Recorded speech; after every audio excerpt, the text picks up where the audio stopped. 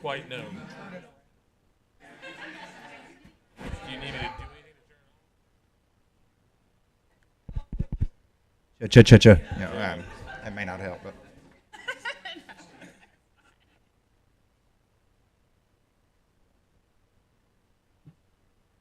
Sure.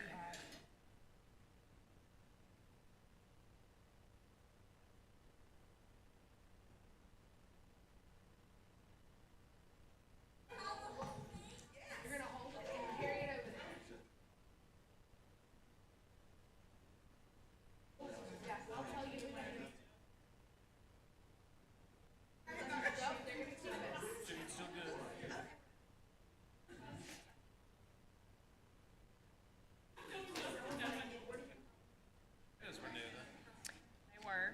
I think Camille went a little.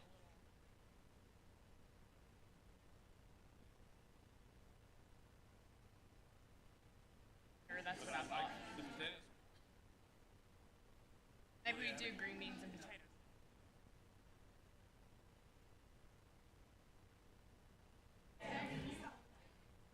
Oh, the strawberries were new.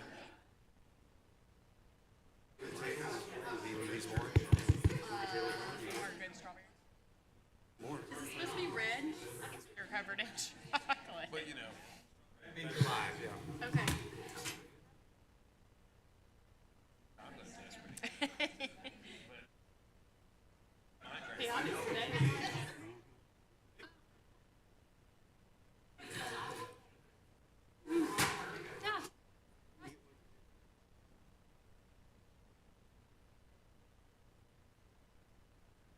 You can do that? I didn't know that. I'll have to get the ingredient.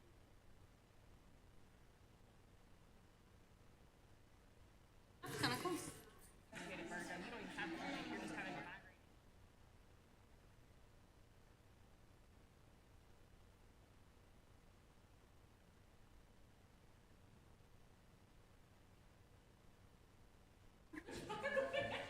Funny. That'd be so funny.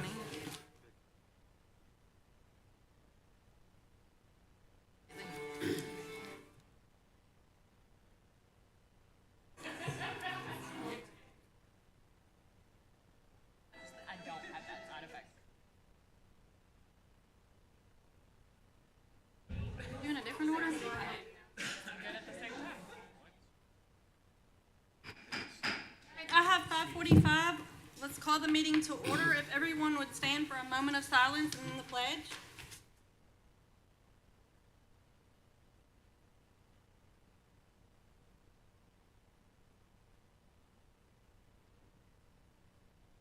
Aye.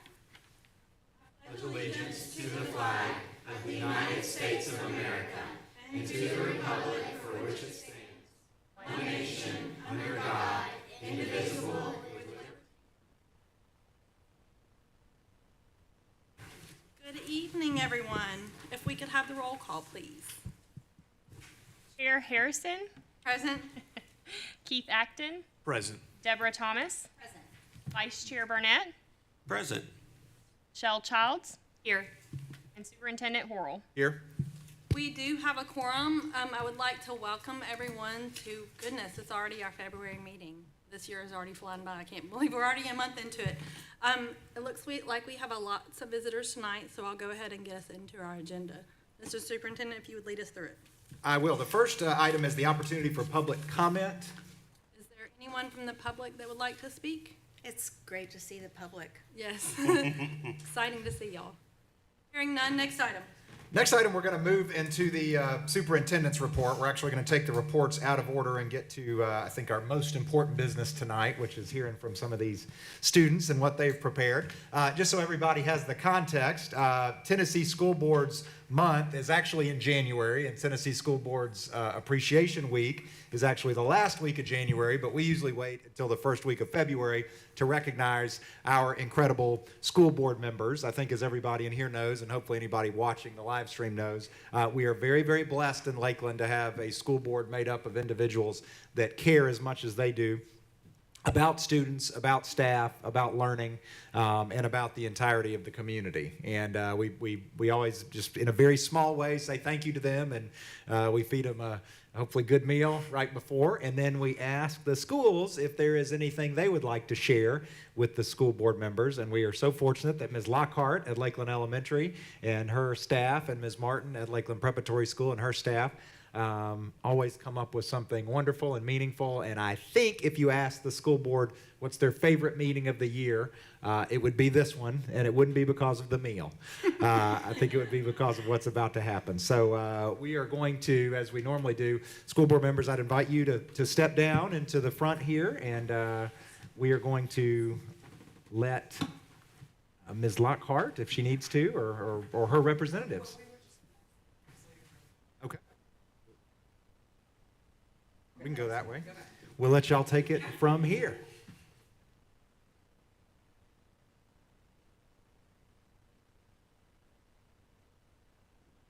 Where we will be honoring our school.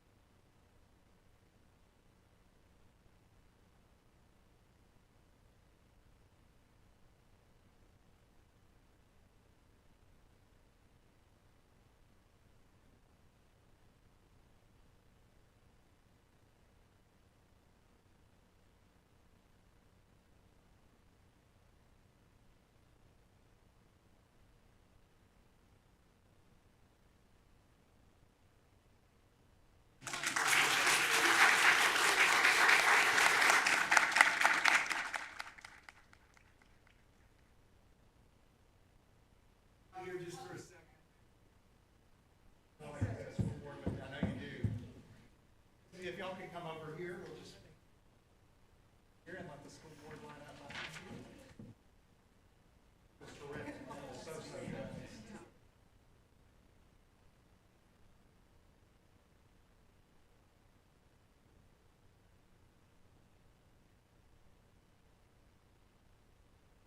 Center out, maybe they, yeah.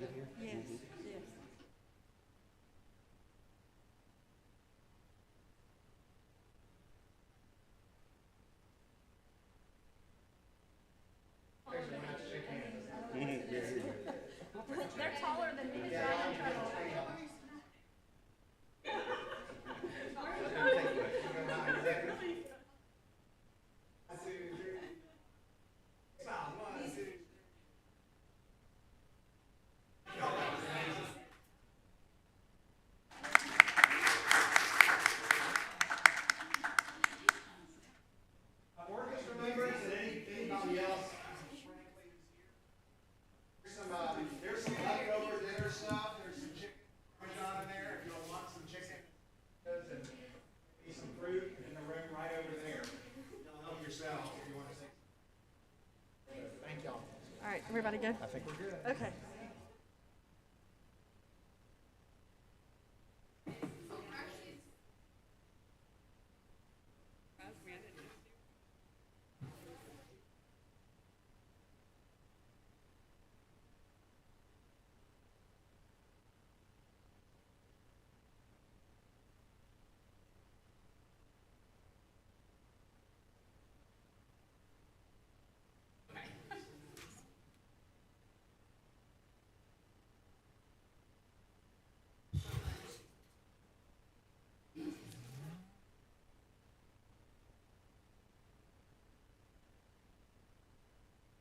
Settled.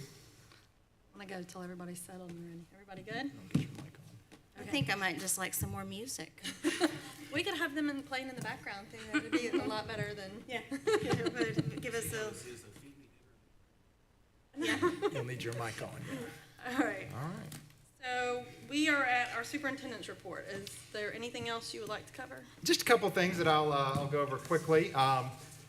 Just so everybody knows, 2023-24 registration information is now posted on the LSS website. So if anybody has any questions about how to register or the timeline for registration or what it looks like if you're in various categories of registration, then that information is on there. Our online registration will open on Wednesday, March 1st.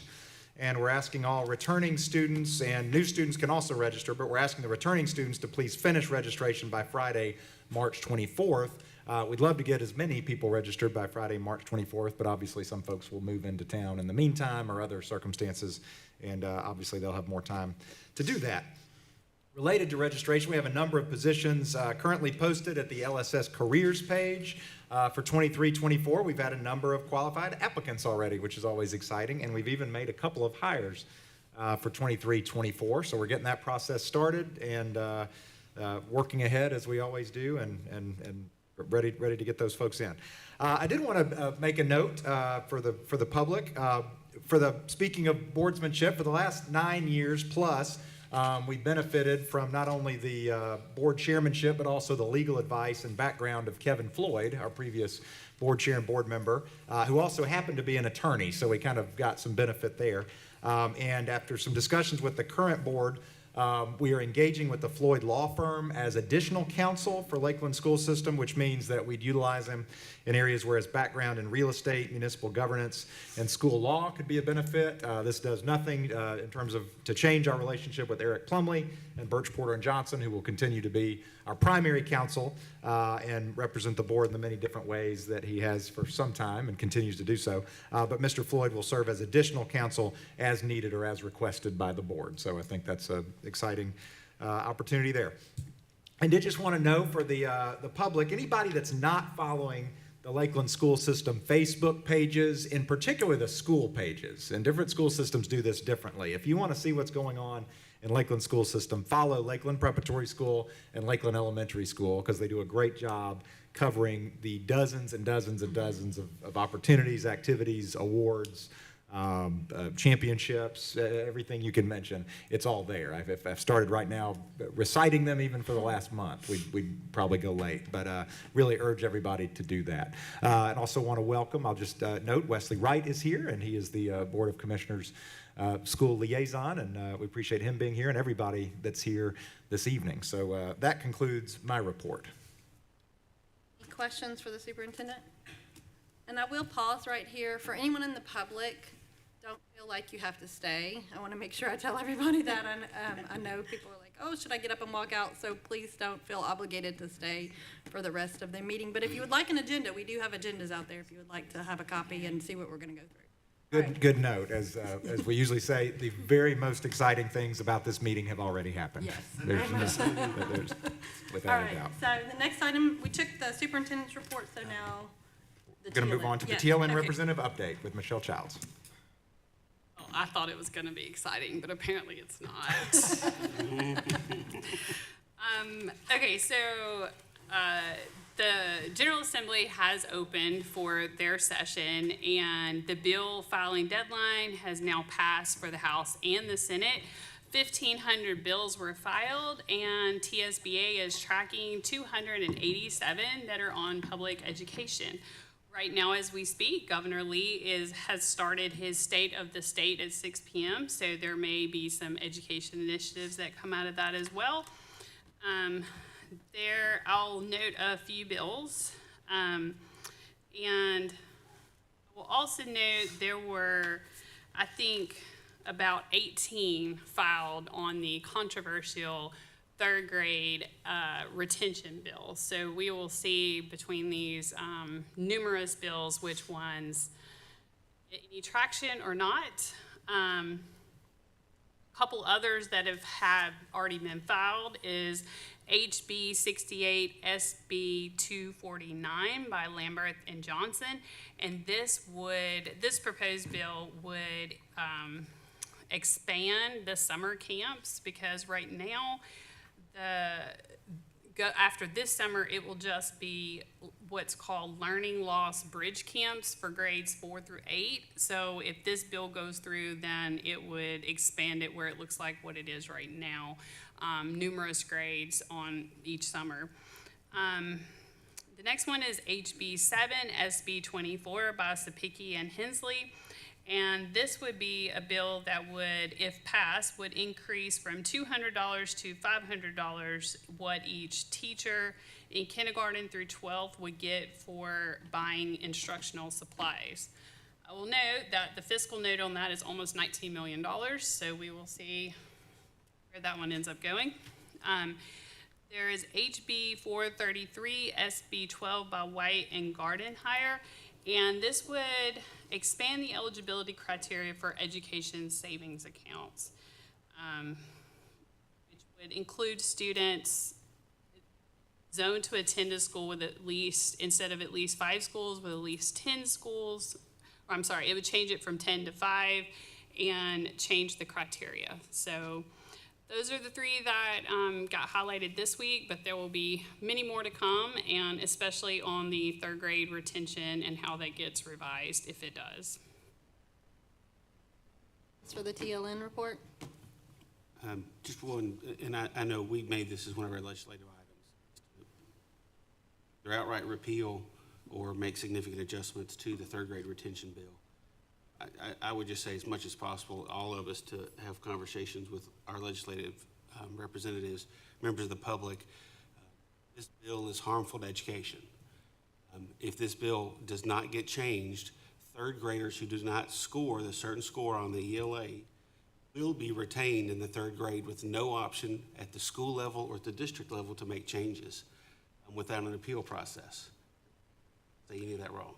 Well, if I do want to note, if they don't make the score in the third grade, they can go to summer camp and get tutoring for the following year and then be promoted to fourth grade. But at the end of the fourth grade, if they're not proficient, then they would be retained with no options in the fourth grade. And right now, what also happens, Ms. Childs points out regularly last year, I think we should need to harp on, we aren't getting those results back until after school is out. So families are having to, if this goes into effect, change their summer plans if they want to attend that to not be retained. And it's just a bill that anyone in the public, anyone in the room, if you have a chance to talk with the state legislator, if you have the governor's ear, please advocate for this to be changed.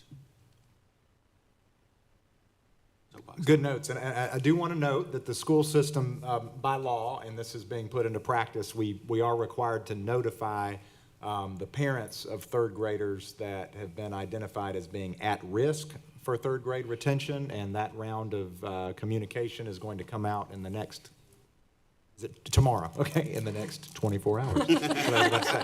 I knew it was soon. And so we are, everything that we can do on our end as Lakeland School System, we're trying to crunch those numbers with the data that we have and make sure that parents are aware of that possibility, particularly in the third grade. I will also note there were a number of bills that were filed, at least in caption form, to address this. So there does seem to be at least some interest. We'll see if there's the appetite to pass something. But as regional superintendents of the Southwest Core, we have met on this and are trying to hone in on what we feel like is the bill and we're not 100% sure which one that is yet, but the bill that would most likely meet the goals of our school systems and our school board, because we're certainly one of many school boards that are very, very concerned about this bill, as Mr. Burnett noted. And one of our local state, West Tennessee State Representatives has sponsored one of the bills that was filed, Mr. Tom Leatherwood. We did speak to legislators in November at the convention. Several of us had several conversations because sometimes something that looks good can have unintended consequences. And we had a chance to talk one-on-one with some of the lawmakers just to say, you know, have you thought of this? Have you thought of this? Have you thought of this? And there was a lot of attentiveness in those talks, and I think a lot of note-taking. And so, you know, we've been advocating against this for a while now, but the squeaky wheel gets the grease. So if you have a stake in this, particularly if you have a third grader who you think might be at risk, the legislators would really love to hear from you. One thing, Ms. Childs, so you mentioned the ESAs, so is that like code or whatever, would those be considered the voucher? That's my understanding. Okay, so that's potential, that bill is potential expansion of voucher opportunities. Okay. Yes, keep us posted, and if there's any updates, you know, before our next meeting too, would you just send to the board? That'd be great. Okay. Any other TLN questions? All right, next item. Next item is the approval of the agenda. Is there any items that need to be added to the agenda? I would, Madam Chair, if I could, just in an order item, Yes. because I know someone interested in one of the items is here, could we move item 13 up to number 1, or up to number 2, rather? Is there any objection from the board to move 13 to item 2? Hearing none, well, I'm gonna try to make these notes, but please keep me straight. All right, is there any other changes to the agenda? I'm sorry, yes, I do Okay. have a change of the agenda. I'm requesting that we add discussion action on the 2024-25 instructional calendar.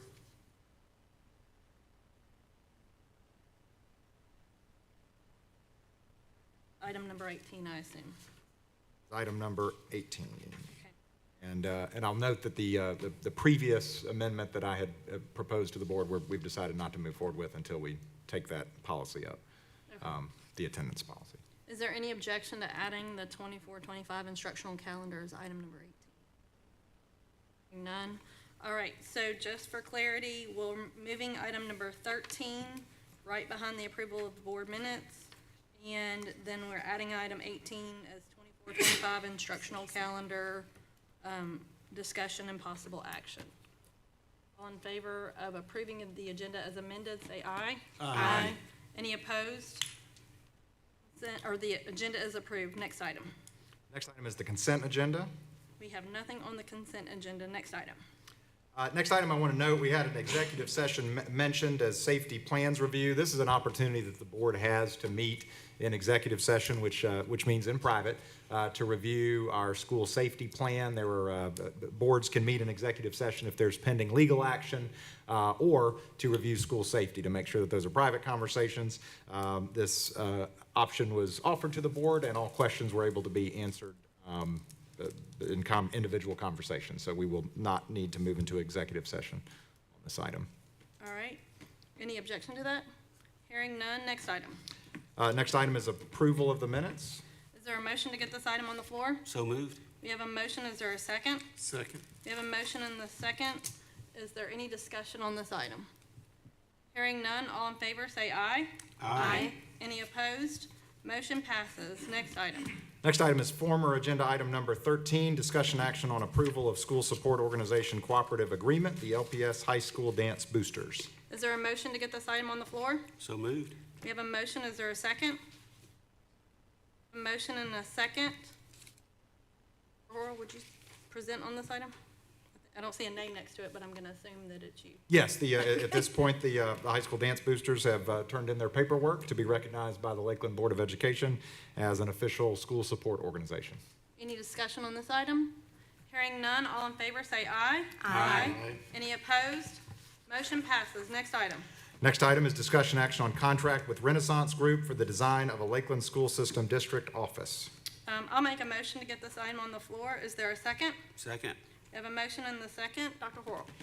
Yes, at our recent meeting, at our last meeting, we discussed the history of the Lakeland School System Central Office or District Office and where we've been located. And the board made a motion to negotiate a contract at a subsequent meeting to move forward with, or to negotiate a contract with Renaissance Group for the design of a Lakeland School System District office. The board has that before them. It is now linked to the agenda. This is the fee for this design work would be $176,000. And this was negotiated down from the fee that they gave us originally, but we came to a good understanding and feel like this is a very fair price for the work that they're being asked to do. This presupposes that this building would be constructed at the land that the school system owns on US 70, which is a part of the Meadows planned development off Old 70, or sorry, US 70 and new seed tick roads in the area that we discussed at the board meeting. So a motion to approve this would allow us to sign the contract. Mr. Plumley has reviewed it and allow Renaissance Group to get started with the actual design work. Any discussion or questions for the superintendent on this item? Thank you all for coming. Thank y'all for being here. So the fee that you discussed, is that within our current budget, or is that going to require additional fund? Is that covered within our current budget within this fiscal year? Is that going to require some additional funds to cover that? Do we have that in our? That would require a budget amendment Okay. to Which cover is- those funds. Is that later? That would come later, yes. I Okay. mean, that would come at a different meeting. That's not included in this Okay. budget amendment. Okay. Any other discussion? Hearing none, all in favor, say aye. Aye. Any opposed? Motion passes. Next item. Next item is a proposal from Renaissance Group for the civil engineering of a connecting drive from LPS to the LPS Athletic Complex. I'll make a motion to get this item on the floor. Do we have a second? Second. I have a motion and a second. Dr. Horrell. Okay, so this is a separate and independent proposal, and as the board knows, well, more than a year ago, maybe a year and a half ago, the board contracted also with Renaissance Group to design and engineer the extension of Campus Drive that is required by the City of Lakeland in our traffic study to be completed before Lakeland Preparatory School has 11th grade students. So we are in the very, very final phases of acquiring that land from the Jones-Gilliland Group that owned all of the land originally. And those discussions are progressing very well. They have all of the quitclaim and easement documents in hand and are just taking some time to review them, and we anticipate the property that we need to construct that extension being turned over very soon. That work has already been done. We're already under contract. Another item that the board has expressed interest in, and I think the community has expressed interest in, is a paved connector road. It wouldn't be a public road, it'd be an internal driveway between the bus lane and the LPS annex, the athletic annex on Old Brownsville Road. This would allow, we believe, both pedestrian traffic from the school to the fields over there, but also allow parents and community members to drive back and forth from LPS to the annex. Our strong belief is that if we're able to put that work out to bid at the same time as the Campus Drive extension, that it would be more cost efficient. We're more likely to get a better price, certainly on the annex road, if we're put out as part of a larger project. So that would be what's called an ad alternate to the bid, which means we wouldn't have to accept it if we thought that it wasn't cost effective to do so. But this proposal with Renaissance Group would allow them to do that work, and we believe we could time it where they could complete that engineering, so we could put those two items out to bid at the same time. And this is a lump sum of $28,000 for that engineering work. Any discussion on this item? So the topographic survey, I noticed they said they would use the existing survey, so all of that work that was done when the school was built have to be redone? Is that what I'm? I am really glad you brought that up, Ms. Thomas, because we actually had that conversation on Friday. Dr. Mitchell and I don't believe that the existing topographic survey is adequate, so we are going to pay to have a new complete survey done. There's been a lot of land disturbed Moving of since that dirt, last yes. survey, Okay. and that was one. It does not invalidate the proposal in my mind. It'll just be, additional cost to the school system, but we are going to pay to have that done. So what does the 28,000 include? Basically, for $28,000, Renaissance Group will have a bid-ready package, construction, a set of construction drawings for a contractor to complete. That's not what you're asking. You're asking, what does it look like? What we've asked them to do is a 2-lane road. No, Oh, I'm sorry. actually, you answered. Did I? Okay, all right. So that's not necessarily so it would be a separate price for the actual road itself. Yeah, thank you, yes. This would just be for Okay, that's what I construction thought. documents. Yeah, Okay. and then we would have to put that out to bid when we And put then out get the a others. price That's on it. right. Yeah, which would obviously, okay. Yes. So, okay, and then I just want to make a comment that, I like seeing this because I know I would like to be able to drive in between and have my kid walk in between. And I've heard a number of people say that, and there's not enough parking at the annex, so it would be nice if, people may not use it because they'd have to walk a little farther, but they would have the option if it was totally full at the annex to be able to park on our campus. So I like the idea of seeing what the price would be and seeing if it would be cheaper to do it at the time when they have all the equipment out for Campus Drive. And to your point, I do want to note this. There is a scenario in which we spend the $28,000 for the construction drawings. We put it to bid. The ad alternate comes back, either the road or the ad alternate or some combination or beyond what we feel like is appropriate at the time, and we don't move forward with construction. But this is how you find out. Right. Well, have they given any sort of indication about crossing the creek that's there? Will we have any issues with TDEC or any potential mitigation that has to take place? That's a great question. We actually already have a box culvert in place that crosses the creek. When we built Lakeland Middle Preparatory School, MLGW required that we put in a gravel road that goes from the bus lane to the athletic annex. It wasn't the athletic annex at the time, but in order to bring the three-phase power across the lateral B, which is what that creek is known as, in the water world, I guess. MLGW required that their trucks be able to access every one of those poles. So there is already, that's why the gravel road that's there is a pre-existing path. So we've already invested some funds, which actually both makes the engineering proposal and hopefully the construction proposal more cost efficient than it would have been otherwise. Thank you. Yep. And I think we talked about this, but I've slept since then. You mentioned 2-lane road, but would there also be a separate pedestrian path beside it, either as part of or separate paving? Yes, that was what we've requested be in that design, and there's a number of ways to do it, where it's separated by a curb, where it's separated by some sort of bollards or something. So that would all be part of this design process. So this is Dr. Mitchell, who continues to work with us. I'll note at some point if we stop constructing things, maybe he won't work with us, but his expertise is certainly appreciated, and that's what we've asked them to consider as they design the road. I'll just express my support of this. I have been having lots of conversations with Dr. Horrell over several months about what it looks like when we are not only having programs now, but when we have programs 4 years from now, when we have high school and middle school teams and we need to access all these fields to be able to have practices, because not everybody's going to be able to have practice at the same time right after school with the number of teams that even we have now. We really struggle with that. So what does that look like in the 4-year build out? So being able to anticipate this now and go ahead and say, okay, we're going to figure out a way for students and faculty or whoever to have access to that site over there without having to get in a car and drive around.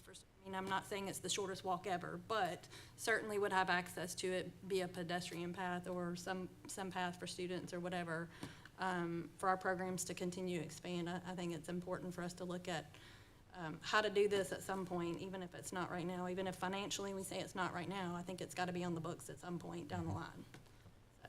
So, any other discussion? Hearing none, all in favor, say aye. Aye. Any opposed? Motion passes. Next item. Next item is a review of the LSS 5-year strategic plan. Is there a motion to get this item on the floor? So moved. I have a motion. Second. We have a motion and a second. Dr. Horrell. In just a second, I'm going to see that. There we go. Oh, it's moving. It is moving. Okay. So before we start going over, I just want to note the 5-year strategic plan is a document that is submitted to and approved by the Board of Education. It's a living document, and this plan was intended to cover the years 2019 to 2024. So it has been updated at least once since then, and this is intended to be the update. What I want to note, just generally speaking, and I've had some conversations with individual board members, really since the inception of Lakeland School System, one of the major goals of the school system, and I think I would say of the community, has been the creation of a K-12 education system, having been able to educate all 13 grades, plus preschool that we educate. But that has always been on the horizon. It has driven a lot of our thinking. It has driven certainly a lot of the city's financial decisions with their significant investment. It's driven a lot of our strategy. It's certainly driven our capital improvement plans. Many of the goals in this 5-year strategic plan had to do with gearing up towards the opening of the high school, the future opening of the high school, and also making sure that the middle school facilities were what we intended them to be. So in many ways, as I said earlier, the opening of Lakeland Prep is almost like a line between BC and AD. I mean, I feel like everything that came before Lakeland Prep is in one category, and everything after Lakeland Prep is in another category. And what I would propose to do, and this is really in the next agenda item, I want to review the existing 5-year strategic plan, and then what I'd kind of like to do is just dump it in the bay and come up with a process to start over and really start thinking strategically, what is the school system look like after Lakeland Prep has opened, and really take another hard look at the 5-year facilities plan. For a long time, the running joke was our 5-year capital improvement plan was we need a high school. I mean, that was it, all of our kind of thinking and resources. But we really need to take a look at both the schools that we have, take a look at Lakeland Elementary School from a capital perspective and those things. Again, that's the next agenda item, but that's the context really for where we are. So you're going to see a lot of things on this 5-year strategic plan that say goals met. There are some things that I'd say are in progress, or it might even be, in some cases, not started. We did not knock every single thing out of the park. There's some things as we review this plan that I think very much still need to be goals of the school system that we can work on. But I think as a fairly quick review of this, I think you'll find that a lot of the things that the board set out to do and for the administration to do, I think have been achieved. So let me figure out the best way to this through. All right, there it is. All right, as you can see, objective 1 was provide teachers and students with the digital tools that they need to connect, collaborate, and create in a way that maximizes learning. So that was actually left over from a goal that was pre-LMPS, and we've really come a long way. In terms of both providing professional development for those tools and appropriately staffing the schools to allow support for instructional use of technology, hardware and software support. We have added additional positions since then. We now have 2 full-time district staff in addition to our director of technology and our individual instructional technology facilitators at the schools. So that may not be all we need forever, but in terms of where we were when we started this, that was one of the drivers of adding those additional positions. Objective 2 was refine the curricula to empower and encourage teachers to use innovating teaching methods, again with digital tools and technologies. You'll see this was a trend. This is when we were going 1-to-1. We're now technically, in terms of devices, 1-to-1 at both schools. So we're we're almost beyond what the vision was at the time. We knew that we wanted LMPS to be a one-to-one school, but we've provided the devices so that LES is as well. This obviously came in handy during the pandemic, and that work that the staff had done to make sure that we were in that situation was very helpful. We did create a team to research the implications of implementing the ISTE standards. We actually did research that and decided not to move in that direction in terms of technology. So you'll notice that is one of the ones that's no longer applicable. It was just basically said that's not a goal of the school system. We did do the due diligence and research it and decided it was not applicable. But as far as expectations, professional development plan with teacher input and district responsiveness to technology needs, and PD opportunities for more teachers and support staff to take advantage of high-quality professional development. That's a theme, too. We've really increased the number of opportunities that we give teachers for professional development, both travel locally and in some cases nationally, and I think it's made a big difference. It's been a great investment for our school system. The third objective, again, was digital tools and processes to streamline administrative functions, reduce the need for paper copies, and improve ease of communication and record keeping. I do want to point out Jessica Millspa, who's here. We know her as our board secretary. That's just one of the things she does. She spends most of her time as the HR and benefits and payroll director for the school system, and has really been a leader in the transition to digital tools and processes for administrative functions. Dr. Wanda Terrell, is also just quite simply a genius in that area and has been a huge help in making some of these changes. So we use far less paper than we did when this strategic plan was developed. Backup processes to safeguard student data. Where just about everything we do is stored securely at this point. Eliminate outdated communication methods and strategies. I think we've really made the transition into being a very modern system in terms of record keeping and technology. All right, goal 2, attract and retain quality employees. Get a highly competitive compensation benefits package. We did and continue to do, as you'll see in another one, salary schedules and benefit packages annually, there's the word, to make sure we're comparable with other districts. We are, but we want to be better, and I think we'll have some discussions on that during the budget process as well, or I know we will. Collaborate with staff through employee advisory committees to identify monetary and non-monetary incentives. That's something we've done, but not adequately. We have gotten feedback, but to say we have committees is a stretch. I put that one as in progress and maybe something that we want to think about for the updated strategic plan. We are annually evaluating our strategic compensation. We are getting teacher feedback and administrator feedback on that, just not through the committees that are said specifically in that plan. And then we did put in place something I'm really proud of, a process and cycle for evaluating non-teaching staff. That was not happening adequately, and for a number of our staff was not happening at all. We actually put something in place where every employee in Lakeland School System is evaluated annually, and I think that's been helpful both in terms of accountability, but also just in terms of giving feedback. I think it's been I think most staff would say it's been a rewarding and positive experience. Folks that are coming to work every day and doing a great job need to be told, hey, you're doing a great job, and I think that's been one of the real benefits that's come out of that. So we have put that in place and are proud of that and excited about it. Oh, wait a minute. All right, develop a system of effectively and regularly recognizing teachers and staff members. This is one we've not done well. It's something that has come up repeatedly. I think that the principals, I believe, do a great job of recognizing their staff members. So I do want to make that distinction.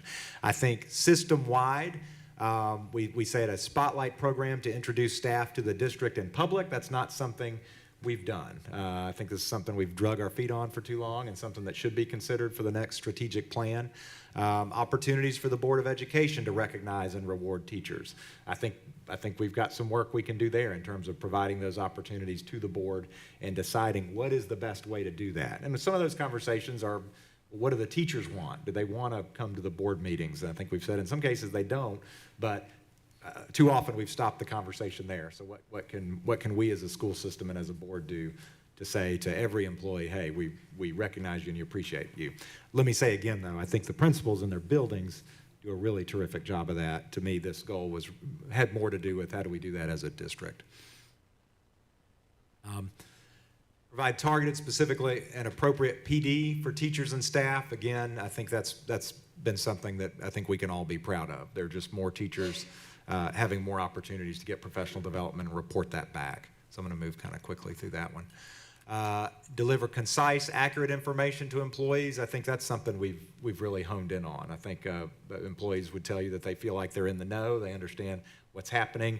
Again, the principals do an outstanding job on a regular basis of communicating with employees. I do think this is one area where the district communication is also where we want it to be. Not saying it couldn't be better, but I think most teachers and staff would say, we know what's happening, we know what's going on in Lakeland school system. All right, improve student achievement, goal 3, in all grade levels and subgroups while reducing achievement gaps.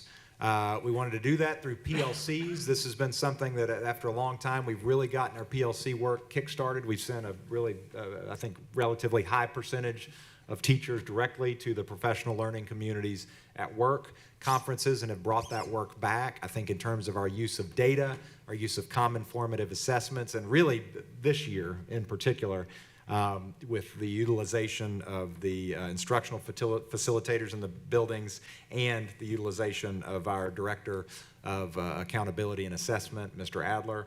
I think we're in a place we've not been before in terms of teacher access to data and what the expectations are in terms of using that data. I think the principals will also nod, but you don't have to, that they feel more on top of data and have more access to data and are able to have more data-driven conversations with teachers and staff. So I think that's been a really positive change. Provide a continuum of services and personalized, meaningful, rigorous curricula for all students. This touches on STEM curricula, PD for our EL population and rigor for them, review and update grading policy and make recommendations. We have done a number of rounds of those. I'll tell you, we've got a couple more rounds coming in terms of grading, but I think we have come a long way in terms of that. Implementing RTI with fidelity at this point seems like a softball. That's something we've been doing for a while. Additional improved central office support and instruction. That goal actually led to the addition of the instructional facilitators in the buildings, and I think they've proven to be an invaluable resource. Improve and increase communication and involvement with stakeholders in the community. Invite board members and central office staff to appropriate community and school events. That's something we started doing with intentionality. I will say we're not 100% there. We still want to make sure there's additional opportunities for school board members to see and be seen, but I think if you go to any program in Lakeland school system, the school board members will be introduced by name, and if they're there, they'll stand up and say hello, and I think that was the target, particularly of that objective. Create procedures to utilize social media to draw positive attention to the work and success of our teachers, students, and staff. I actually didn't do that on purpose, but the note that I made earlier I think is 100% true. If you look at the Facebook page for either of these two schools, you'll see amazing things that are happening in the classroom, they're happening in the arts, they're happening in technology, they're happening in CTE, and we've come a long way with that. And the principals were very intentional about assigning individuals to take care of that and basically their own little PR departments there in the schools have done a great job. Ensure stakeholders are invited to participate on school and district planning teams. That's also been a success, and I think something that comes back in our own internal surveying. If you ask teachers, do you feel like parents in Lakeland school system have an opportunity to give input, be involved with committees and otherwise, they say yes. Streamline and provide effective instructions for students to access information. The only one that I've said I don't think we're quite there yet is provide parents training on technical support on using district applications. We've done some of that. Some of our goals are met, but I think that's something we could still consider and improve upon. But if we'll remember, I guess 3 years ago or so, where we almost had a crisis of communication and saying, how do we make sure parents understand all of these things that parents need to understand, in particular for this middle school to work. I hope we can agree it's come a long, long way. So again, we can do better, but as far as meeting the goals that we had at the time, I feel like we have. Increase family engagement for all families, including non-English speaking members, by providing translation and interpretation.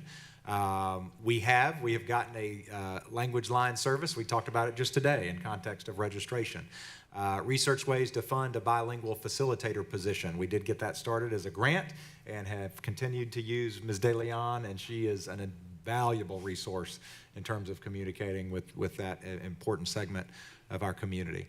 And then collaborative relationships between the PTA, the PTO, coordinated school health, and the bilingual facilitator to improve outreach. We've really come a long way there.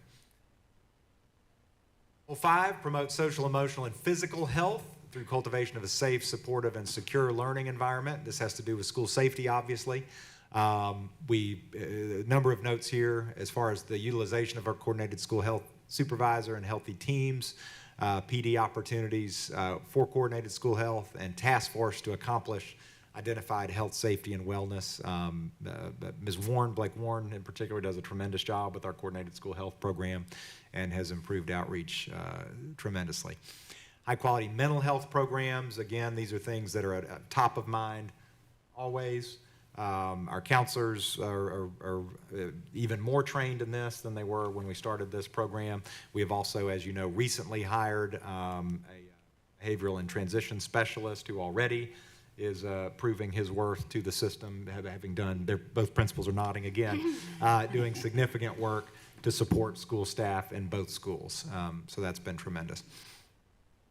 And then identify and implement a program that will support the needs of military-dependent families. We have been recognized as a Purple Star school. I will note that we met with the commanding officer at Naval Air Support Mid-South this past week and had a tremendous meeting with him and his staff support, Jennifer Lundy, Captain Mossbrugger. Sorry, it was escaping me there for a second. Mossbrugger, and we really appreciate him reaching out to us and saying, we want to be in the schools, we want to be a support, we want people to know we're here for them.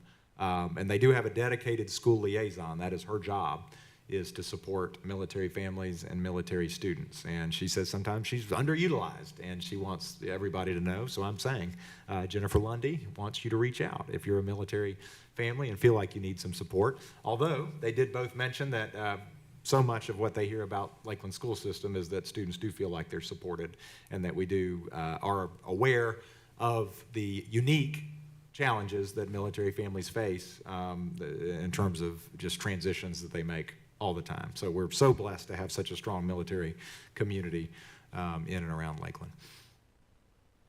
All right, continually evaluate and identify opportunities to improve the safety and security of students in Lakeland schools. This is never ending.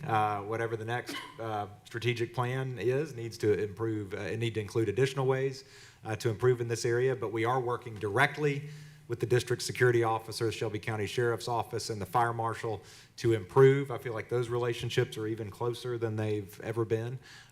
Streamline communication with parents in emergency situations. I think we've come a long way in that regard. Wish we never had to, but sometimes we do.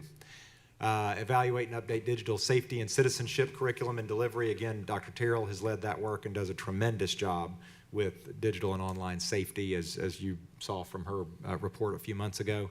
And then introduce, again, when we put this plan together, we did not have the Stop It Anonymous reporting app, and it is something that is utilized regularly and is extremely beneficial.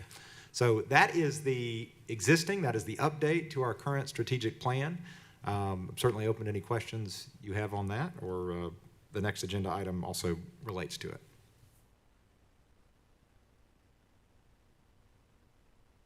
I just had a couple comments. Yeah. I feel like on the mental health one, it wasn't listed, but I do think that a huge thing that our school system did that prevents and helps mental health is having school start times at 8:15.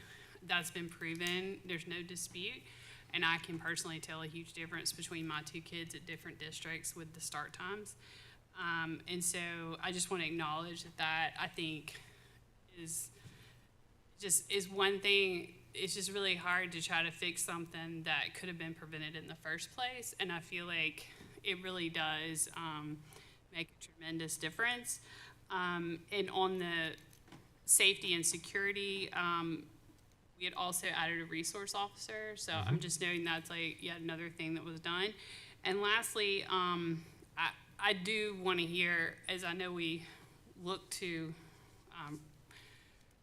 redo all these and revamp it, I definitely want to hear from teachers in whatever form is best to get the information. If if there's anything we can do to highlight, spotlight teachers, if they prefer not staying after work, which I totally understand, because I feel like they're already staying after work for so many activities that we offer, if not coming here, but instead it being a spotlight on social media or whatever, whatever feedback you get, because, our staff is, that's our school. I mean, that's what our, is the most meaningful resource and investment we have. So,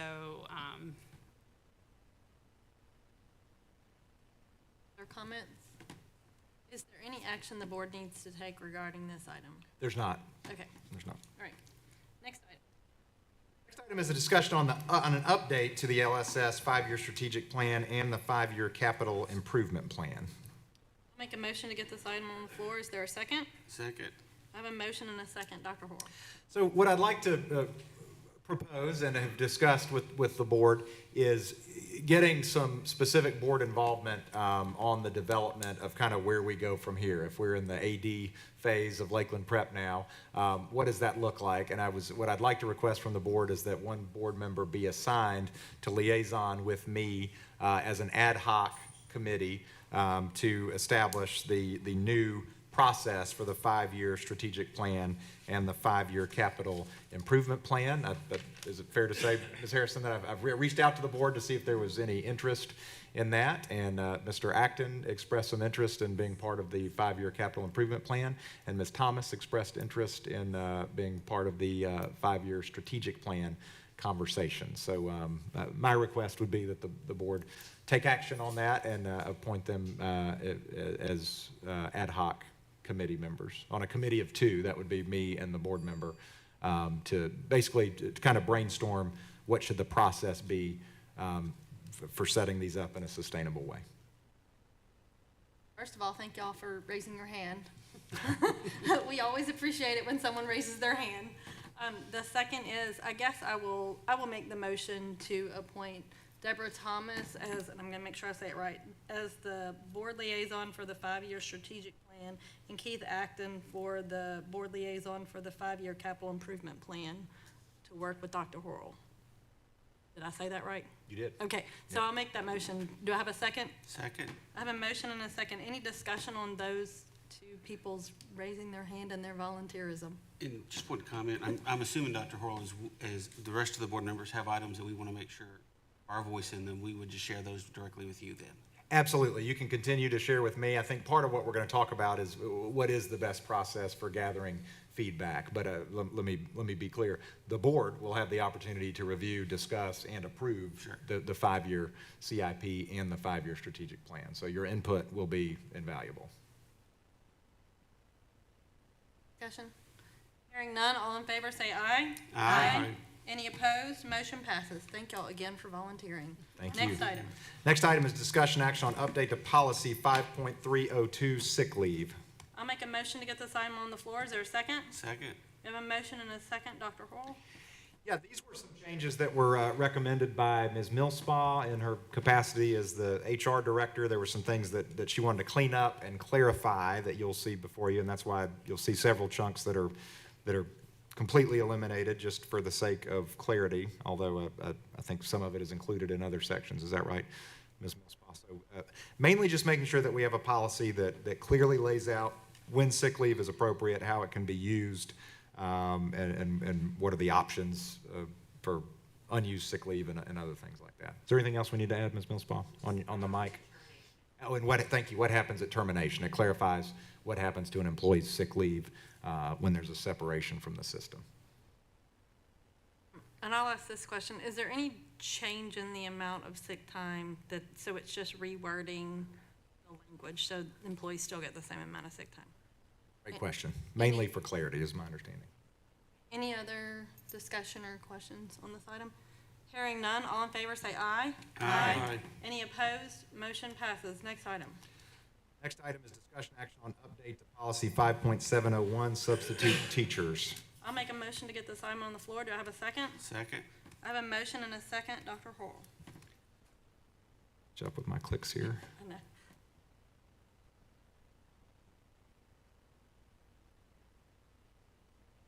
This does a couple of things. One notes I believe it's state law requirements for criminal background checks, that this is required prior to performing any work or service on behalf of Lakeland School System and every 5 years thereafter. And then there's a note here on certification after, basically, when a substitute teacher must be licensed and hold the appropriate endorsement for that position. And that's after the regular teacher's accumulated leave is exhausted. So those are, again, things to be clarified because sometimes it's confusing when we have a sub as to whether or not some certification is required. Any discussion on this item? Yes, I'm assuming there's some space there just in case you need to extend that out. And let's assume the teacher's accumulated leave is exhausted and you do not have an option to backfill that. I'm assuming that you do have the opportunity to extend that on a as-needed basis. Not by state law. Okay. Really, this applies to like a leave of. I anticipate those on the front end. If we know that a teacher is going to go out on a leave and exhaust their sick leave, then we fill that position with an interim on the front end, an interim that is properly endorsed. And then if we are getting into an emergency situation, then we kind of triage that as it happens. But it's consecutive, 20 consecutive days. So I don't want to say never, but we're very rarely in a situation where we know someone's going to be out for 20 days and or that they're going to be out for that long or longer. Discussion on this item? Hearing none, all in favor Wait, say. I think Ms. I was Mills. just going to say one other thing was we cleaned up a footnote at the bottom that was incorrect at Ms. Thomas's.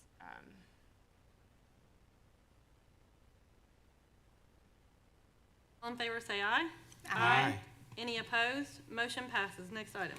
Next item is discussion action on update to policy 6.200, attendance. Make a motion to get this item on the floor. Is there a second? Second. I have a motion and a second. Dr. Horl. All right, and Ms. Harrison sponsored this and brought it to our attention, but if with your permission, I'll go ahead and talk through it. This does have a few important things that are updates that are really pertinent due to having high school students in particular. And in fact, one of them, there was an addition of adding up to 2 college visits on school days that was in our policy, and at some point the board took it out of the policy because we didn't have high school students. And now we do have high school students, so this is being added back to the policy. And then there is another section that several of our municipal colleagues have in other school systems, and that is absences for non-school sponsored extracurricular activities. I will note that this is a fairly significant change to the attendance policy. Heretofore, if a student requested excused absences, or the parent more specifically, for a program or an activity that was not offered by the school, and typically those could not be granted. The principal did not have the authorization to grant those absences as excused. And I want to note that because our principals are the ones that have to sometimes hear from parents that believe those should be excused. I hope they take the opportunity to say that that is board policy and has been board policy, and they didn't really have a choice in that matter. But as Ms. Harrison pointed out, there are a number of school systems that do allow absences for non-school sponsored extracurricular activities. So what you have before you is, and this version is in several systems. This is the Arlington Community Schools version. I would like to note that there, in internal conversations, there are some changes to some of the numbers that I would like to recommend. It's not what you see before you is the Arlington one. We would like to make some changes, and some of these came up in conversation. And if you'd like me to go ahead and go over those, I can, if you think that's appropriate. First of all, on capital B, and then under that lowercase b, so this is under line 28 on page 2. It says the written request shall be submitted no later than 7 business days prior to the student's absence. We'd like to change that to 5. That actually gives the parents more time, and 5 business days is a school week, so felt like that's a cleaner. That was Ms. Thomas's recommendation, actually, on that one, I believe. And then I would like you to consider the maximum number of days for which school principals may excuse students for non-school sponsored extracurricular activities.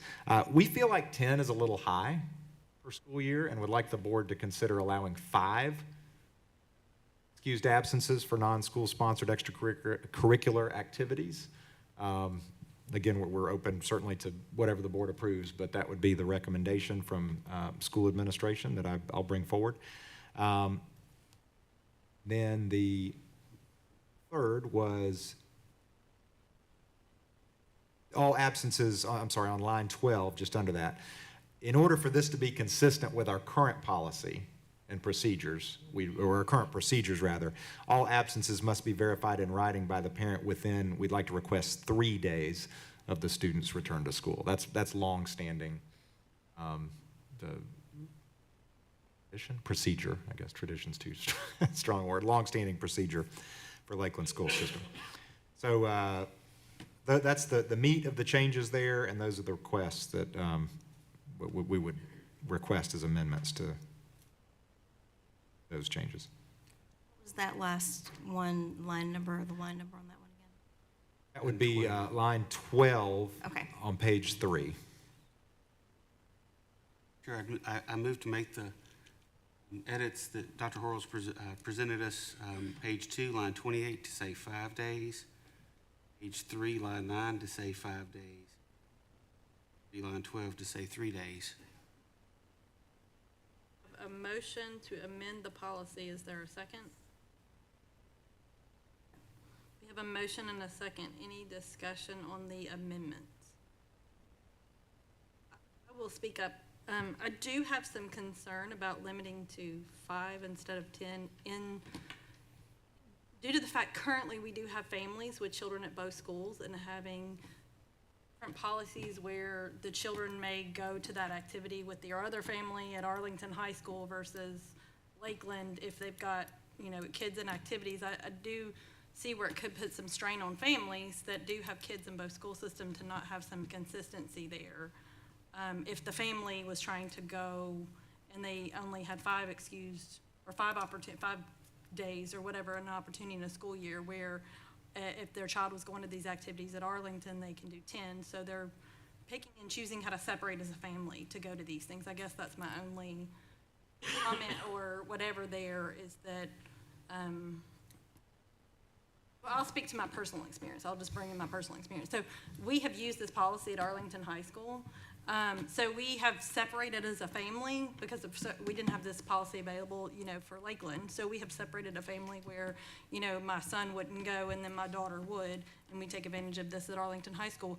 It would be wonderful for our family, at least from my personal experience, if my whole family could go to these, activities or whatever together where, instead of separating the family. So I know we're all about families too. So that's the only comment that I would make regarding as long as we have children at Arlington High School, it might be better for us to stay mirrored as closely with that as possible if we're trying to keep families having consistency in these absences or whatever. Well, can I ask a question on that? Because I don't read this to say that siblings are excused if the brother or sister has an extracurricular activity that they're participating in. And that would be important for the principals and for me to understand, because I didn't read that as saying that if the sister is on the cheerleading squad and they go to nationals, that the brother at Lakeland Elementary is also excused. Right. I mean, what this says is that the student provides documentation to the school as proof of the student's participation in the non-school sponsored extracurricular activity. So I would need some clarification if the board understands that differently. When because I also have kids at both districts, and when my daughter's been excused, there was nothing about like a sibling or anything. Her coach had to sign off on it. It wasn't, even if she had had a brother at that school, he wouldn't have been excused like for this. And I did have a side note question. If it's okay to ask right now, but on the college visits, I thought that most schools did it for juniors and seniors. Are we saying it doesn't matter if you're freshmen? I think we'd be very amenable to limiting it to juniors and seniors. It doesn't say, so It does that's not why- say. That's You're- why I was asking, because I'm you're pretty right. sure at Arlington it is, like, again, we can do what we want, but but I thought it was pretty standard. Most schools did junior and senior for In that. fact, our principals at the meeting just this afternoon mentioned that, and I left it off the amendments. So, Ms. that- Childs, are you proposing an amendment? Other we have Yeah, another we have our amendment, yeah. amendment currently on the floor, so Yeah. let's finish with that amendment, and then we'll, unless Jeremy would like to modify his Well, amendment. okay, go ahead. I'm open to anything. I think maybe if we take one at a time might be a little think cleaner. that's best. Yeah. And, Yes. and you're debating Yes. currently Yes. Madam Chair, the 10. So so in response to, yes, I've done it with my student, but I will tell you that I have, parents that have been at, let's say, Arlington Middle or Arlington High, and their sibling who is also enrolled at Arlington Middle at Arlington High, because the parents would have to be separated. Arlington Middle, I know I speak specifically for them, they have excused siblings to be able to go. So I don't know if it's that they loosely interpret their policy, maybe their policy is, I don't really know how, but I have been told where siblings, because they were going out of town, that siblings were excused within this, they were actually at the same school, the two siblings were at the same school, so that both parents could actually go, and they didn't have to force the parents to stay at home. So I don't know if That- it was just a difference in how they interpret their policy, certainly. That would be a sea change in what we Okay. do. That would Okay. be a major change. Right. And I want to sound like the Grinch on this stuff. I do want to point out, in particular, with TISA and the way schools are funded. We've always known that attendance is important. We know that. It is even more important the way TISA calculates student funding. It is based on average daily attendance, not membership. And TISA doesn't care if you're excused or unexcused. So, I mean, if you get in a situation where a senior could have 10 absences for extracurricular activities and 2 absences for college visits, and, in addition to just the regular kind of sick time that they might have, it adds up. Something to Students- consider.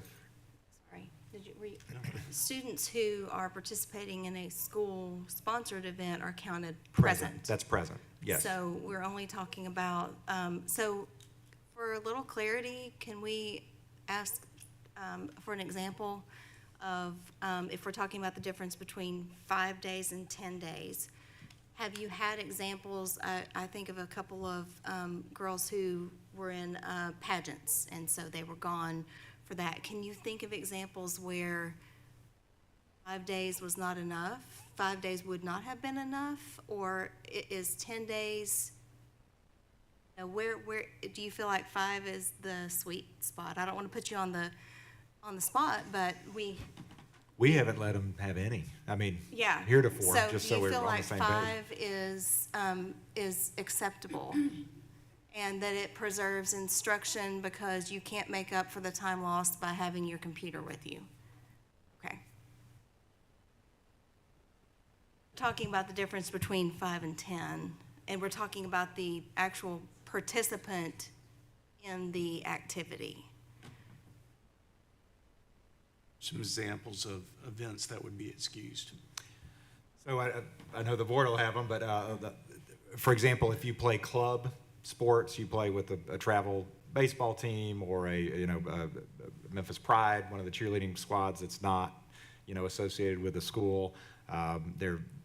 You could, swimming, any number of things. You could have a student who's into horseback riding and they have a championship that they're going to, something that we don't offer in the least. I think technically, I brought up an example. There were certain camps or experiences that I think technically, if it was a camp for something that the student participated in outside of school and they had to leave on a Friday to travel, that would be the kind of thing they might turn in a letter from that organization.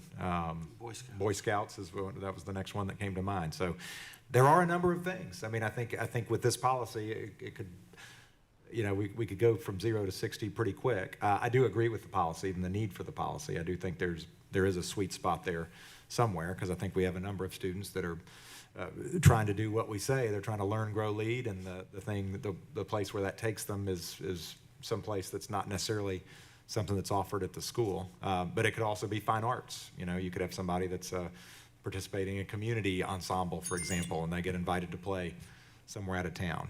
These are mainly things, though, that you would expect some documentation from an organization with somebody saying, I'm taking a group of people to do this. So even though I proposed the amendment, I like the examples that Harrison gave. I would tend to want to withdraw my recommendation for that second change to learn in school and out of school, and I think there are opportunities there. I also struggle with it because now we're talking about at 12 days, we're approaching, 8% of our days of attendance of the year, instructional days for the year. So now we're approaching a percent. So I'm leaning toward agreeing with Ms. Harrison, but I'm still open to the conversation. Perhaps we pass it today or maybe staying with 10 and then reconsider it intentionally over the course of the next month. Other schools do, or other school systems do, as far as number of days. I know what Arlington does based upon what we're seeing here. Carterville, I believe, does 10 as well. Looked at their policy. I believe I looked at Germantown's policy, and they do 10 as well. So I believe we would be the only ones doing 5, based on the 3 that I looked at, as far as the municipal schools. So the question I keep hearing about the number of days is the concern is that we would have 10, particularly maybe for an extracurricular, and then 2 college visit days on top of that. So is the idea that we would want to limit it to 10 for other purposes other than illness? Is that a little bit of, is that the concern? I just want to make sure I'm understanding. At the risk of saying it could be taken advantage of, I think the concern might be that Right. if folks try hard enough, they could come up with 10 days worth of stuff to go do. And again, I don't want that to sound ungenerous to anybody. I know people are doing what's in the best interest of their kids. I think that would be the concern, is that 10 seems like a lot to say. And then again, this may be in addition to days that you're missing for school-sponsored activities. So if you play on the baseball team or the volleyball team or the soccer team or whatever team or activity, that you may already be missing 5 to 10 days for those types of activities and for travel. And then if we add another 10 days on top of that, it's kind of the same question about, we used to have 180 school days and we went down to 175 and added some flex time because we were utilizing the additional inclement weather days. I think if we're a school system that's pushing for excellence in academics and athletics and the arts, I want to make sure that academics and the opportunity to be in class getting instruction is emphasized. I think it's a situation where it could be, one of the things we discussed, it could be frustrating to teachers. Kids miss 10 days of school for this activity that they do outside of school. But to your point, it's happening in other school systems. So Possible that we could get more information on the 5 versus 10 next month, and maybe you could look at other policies or get feedback from other school systems that have 10 if they feel like only 1% use it, or it's a lot and we need more information. I will note, and normally the answer to that is absolutely, I will note there are some pending requests for this. I mean, we've had this come up. Ms. Martin in particular has told parents no. I think there is a feeling that we're doing something that right now that's more extreme than some of our neighboring districts are doing. So there may be some frustration if we didn't do anything tonight, but If Could I we may, pass if- 5? Yeah, if I may, Get more. when does this go into effect? Does this go back date to the beginning of the year? Does it start today or tomorrow if we vote it in? this would, well, it would, if you voted in, it'll definitely start tomorrow. I think there would be an argument for whether or not it be made retroactive. I mean, you can retroactively excuse, but I think that would be more difficult. Because the policy says prior. What's that? The policy right now, the proposed policy says prior. Prior to think the, yes. I'd like to propose the amendments that you made, solely based because educators in the room are saying that's what we need to do. And I think it's something we can reevaluate later if needed. If 5 is too much, we can look at it and move for 10. So much value in being in the classroom, and just the absence it's tough on the kid Teacher. and the teacher. So I will give you this. My children want to be at school. My children don't like missing school. So this, I don't, at least in my experience, I don't see families taking advantage of it. They just use it in the ways in which they need it. My kids are like, I learn in the classroom, I learn in the classroom. And I think at the age at which this more applies, at least in my experience, not necessarily in what everybody experiences, is the children are mature enough to understand that there's value in being in the classroom. And I hesitate to think that children that see that are involved in these things, that are doing all of these things, are not seeing the value also in being in the classroom. So I want to make sure that that's kept on the forefront too. As little school as my children can miss, they want to be there. Like, they want to be there because they feel like they learn best in front of the teacher. They don't like computer learning. They experienced that through COVID, and they know they don't like it. So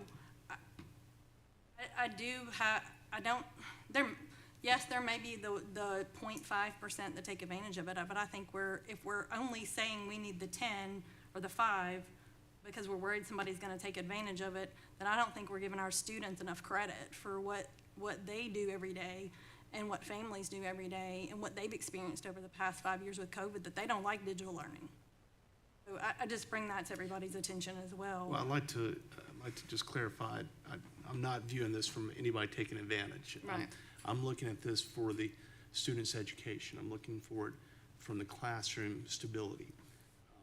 I think there's importance there. Again, I'm not an educator, but I trust those who educate my children. From what I'm hearing, this is their recommendation. I am very open to reconsidering this should we determine this 5 is too much. Right now, we have 0. Right. So Yeah. we're giving something here. And I, as a parent of a child who has utilized this policy, it is important. And there are those out there who represent our schools in different aspects, different sports, and we want to encourage their success. However, given the fact, more so now that we're at mid-year, if we do not retro this back, 5 is plenty. I don't want to see people up for 10 for the remainder of this year. That's my proposed amendment.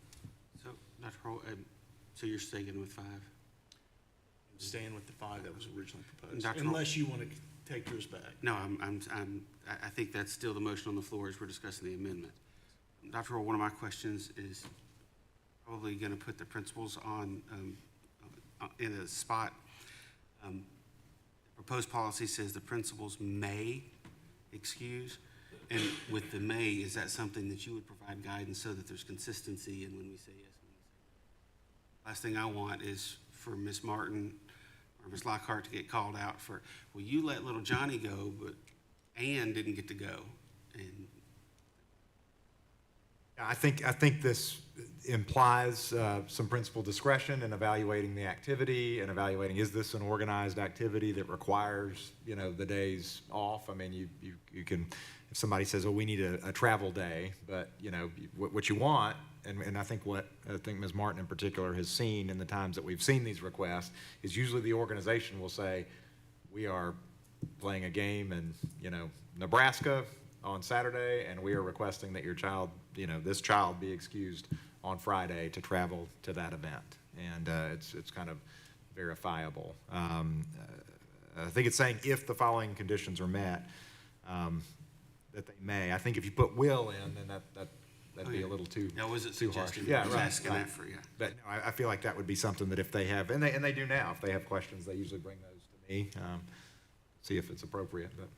I think with 5 days, it also puts the parent in the position to decide which of this plethora, possibly, of activities that my child is involved in, which one is the most significant or the most important, and not go to one every month, in school, 9 months?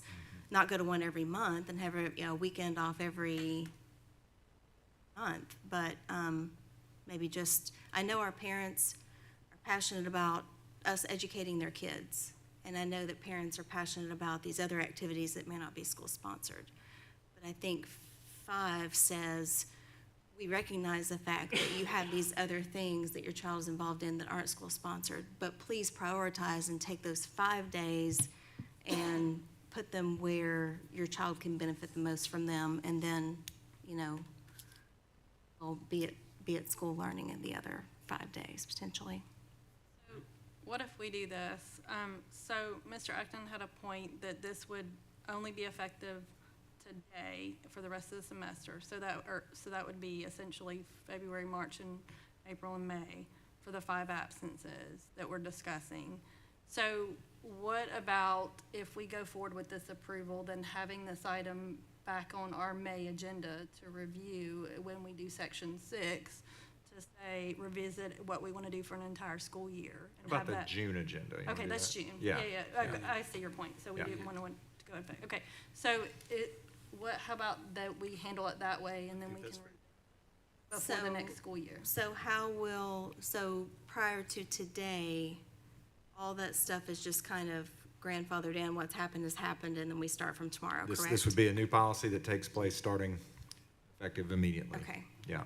And I would like to clarify, I know this isn't an action item, the board doesn't read this to say that this excuses siblings. Correct. Is that Correct. accurate? Correct. Okay. All right. Our discussion, we're still on the amendment. I actually kept track of that. Good I job. don't know if it was ever seconded, so. Yeah, it was first and seconded, and then we were in discussion, so I'd like to call the question on the amendment. All right, all in favor of the amendment, say aye. Aye. Any opposed? The amendment passes, so now we are on the amended policy, and I'm gonna trust somebody to quote the amended items. Actually, I wrote it down, I think it was page 2. Don't ask me.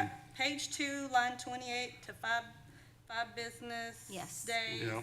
Page 3, line 9, limit to 5, Five. and page 3, line 12, 3 days. Is that correct? That's correct. Okay, so that is the amended policy. So I would like to propose an amendment, and that was to what Ms. Childs spoke of for the college visits to be for only junior and senior year.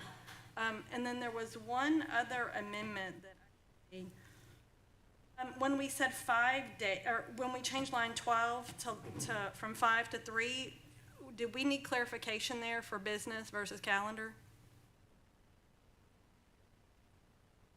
I think that would be in order, yes. Okay. Anytime we can clarify is good. Okay, Business so day. then I would like to amend page 3, line 12, to say 3, we had amended it to say 3, but now say 3 business days. Yes. Did I have that accurate? Okay. Yep. So including on the college visits to say only junior and senior year, and then, which is on page 2, line 10, and then on page 3, line 12, we clarify that it's business days. So that's Can we my say, amendment. 11th and 12th grade? Just Yes. Yes, Yeah, that's fine. okay.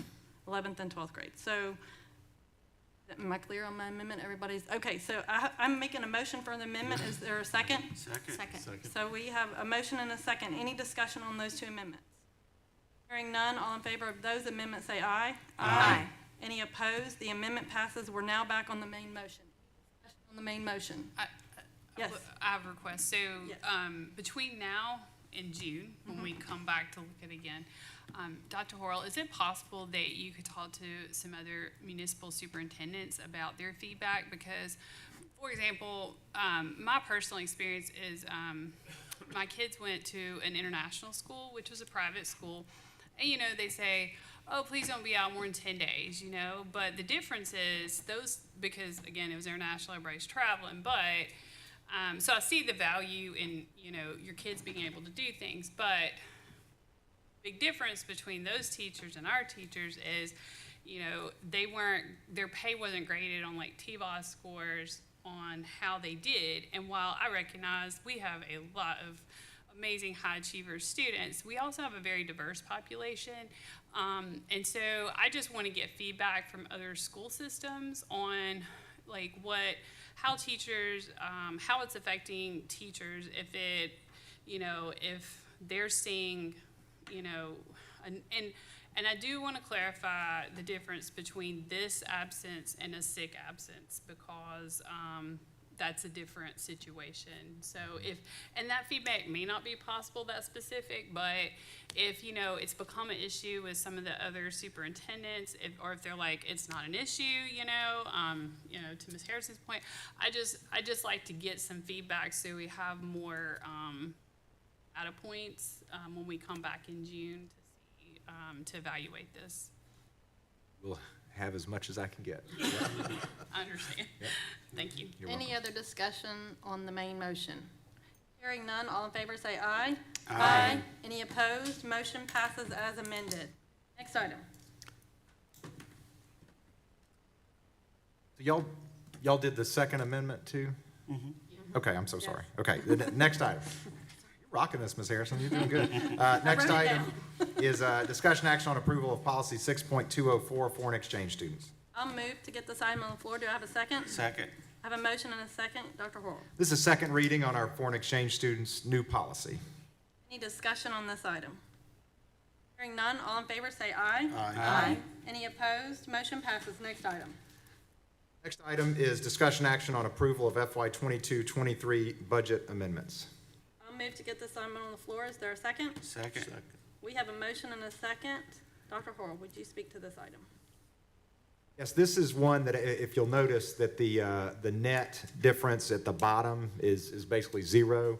However, because we are moving some things, this is just moving things within this same function, basically. So we're taking the medical insurance down to cover the other salaries and wages here, and this has to do with the immediately moving forward with the hiring of an HR clerk in the Lakeland School System District Office. Any discussion on this item? Hearing none, all in favor say aye. Aye. Any opposed? Motion passes. Next item. Next item is discussion action on approval of Lakeland School System job descriptions. We want to take these individually, or you want to make the motion? It's really up to the board. Okay. I'm recommending all of them, but if there's Okay. some that somebody wants to pull out. I'm comfortable taking them as a group. We're comfortable taking them as a group? Yes. Yes. All right, I'll make a motion to get this item on the floor. Is there a second? Second. We have a motion and a second. Dr. Horrell, will you lay out these? I will. These are four new positions of Lakeland School System. We currently have an administrative assistant who's also serving as an assistant to the director of HR. What this would do is split those out into two positions. One would be a true administrative assistant that would be kind of the front, the face at the front of Lakeland School System and answer the phones, take care of clerical responsibilities for all of the district office, and they would focus really solely on that. And then we would have a dedicated human resources clerk, much needed human resources clerk to assist Ms. Millspaw, again, who supervises not only human resource but also benefits and payroll. So this would be a really critical function for us. The communications intern, I did want to give some background on that. This was an opportunity we had from the University of Memphis to basically have an unpaid intern to work with us for a few months this school year. One of the program's requirements is that the school system has a job description that's laid out within their program. And so we have a young lady from the University of Memphis that is excited about working with Ms. Millspaw and the rest of the team. And again, there's no budget implication here, and this is probably a one-shot kind of deal, although we may update it if we decide this is something that comes up later. Yes, All sir. I ask is that controls over the website and the social media are not given to this particular person without some oversight. Absolutely, yes. In fact, one of the things we said is we don't want everything to change so dramatically that when this person leaves that nobody can recognize it or knows how to do it anymore. And then finally, nutrition coordinator. I think this is another one that just with the growth of the system and the growth of the requirements that we have. A lot of folks probably don't know this, but Jesse Rosales, our finance director, also serves as the school system nutrition coordinator. That's a position that is required by state law and perhaps even federal law to have in the school system. We have our basically fund balance both, but also sustainable income in our nutrition programs to a place where we think it's probably overdue to have a dedicated nutrition coordinator for the system. On any of these items? Hearing none, all in favor of approving all 4 of the Lakeland School System job descriptions, say aye. Aye. Any opposed? Motion passes. Next item. Next item is discussion action on update to 22-23 salary schedules. Is there a motion to get this item on the floor? So moved. I have a motion. Is there a second? Second. I have a motion and a second. Dr. Horl. These are the related salary schedules to the job descriptions that were just approved. Any discussion on this item? Motion approved. All in favor say aye. Aye. Any opposed? Motion passes. Next item. Next item, we skipped item 14, discussion action on approval of dismissal hearing officers. Is there, or I'll make a motion to get this item on the floor. Is there a second? Second. We have a motion and a second. Dr. Horl. Our board policy says that Lakeland School System, that the board will maintain a list of qualified dismissal hearing officers. These 3 individuals are very qualified school system attorneys. They've been working with us, or at least agreed to be on our list for the last several years. To date, we have not needed to utilize their services, but Tom Miner, Deborah Owen, and Sam Jackson are currently serving in those roles. Discussion? Hearing none, all in favor say aye. Aye. Any opposed? Motion passes. Next item. Next item is discussion action on appointment of ethics committee. I'll make a motion to get this item on the floor. Is there a second? Second. We have a motion and a second. Dr. Horl. Also, board policy says that the board is required to maintain an ethics committee and lays out the membership of the ethics committee. This would be if there are teacher or suspected teacher violations of school ethics policies that required an appeal from the ethics committee. And the board policy lays out that there must be 2 board members and 1 non-board member representative. And the policy also says that the board chair shall recommend that committee to the board. And with the chair's permission, she is recommending Adam Henry as the non-board member and Jeremy Burnett and Deborah Thomas as the board members. I was trying to remember. Yes, I did a motion. Okay. Trying to remember. It's kind of late at night. Any discussion on this item? Hearing none, all in favor say aye. Aye. Any opposed? Motion passes. Next item. Next item is a placeholder item for the legislative agenda if there are any new items to be added.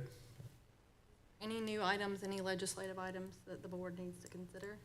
I think Ms. Childs knocked the legislative agenda Yes. out of the park, and it encompasses most of the things that are Yes, being it does. discussed, so we appreciate that. And I'll take the opportunity to say, Ms. Childs, thank you, because it is a long, arduous task to keep up with what the legislature is doing, especially as fast-moving as they are. So I thank you for continuously doing a great job of keeping us informed of all of that stuff. So, Absolutely. all right, next item. Next item is also the placekeeper, the review of the policy manual, section 5, first half. Any policies from section 5 or any other policies that the board would like to bring forward at this time or that the policy committee has needed to bring forward? I already passed along a couple things, so we're in good shape.